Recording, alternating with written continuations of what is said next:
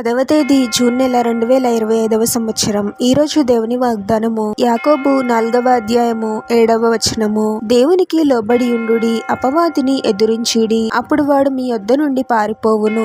సహోదరి సహోదరులారా, క్రైస్తవులని అపవాది ఎన్నో రకాలుగా దాడి చేస్తూ ఉంటాడు. మానసికంగా, శారీరకంగా కృంగదీయాలి అని, కీడు చేయాలి అని చూస్తూ ఉంటాడు. మన శక్తితో మనము అపవాదిని ఎదిరించలేము. దేవుని వాక్యం చెప్తుంది, దేవునికి లోబడి ఉండి అపవాదిని ఎదిరించండి, అప్పుడు వాడు మీ యొద్ద నుండి పారిపోతాడు అని. మనము ముందు దేవునికి లోబడి ఉండాలి. ప్రభువునికి ఎప్పుడైతే మనం లోబడి ఉంటామో ప్రతి విషయంలోనూ మనము ప్రభు యొక్క సహాయాన్ని పొందుకుంటాము. ప్రభువునకు లోబడి ఉండేవారిని ప్రభువు ఎన్నడూ విడిచిపెట్టడు. అన్ని విషయాలలోనూ వారికి తోడుగా ఉంటాడు. మనము ప్రభువునకు లోబడి అపవాదిని ఎదిరించినప్పుడు మన శక్తిని బట్టి కాదు, కానీ ప్రభువుని బట్టి అపవాది మన నుండి పారిపోతాడు. మనము అపవాదితో యుద్ధము చేయము, కానీ మన తరఫున ప్రభు యుద్ధం చేస్తాడు. యుద్ధము యెహోవాదే. ప్రార్థన.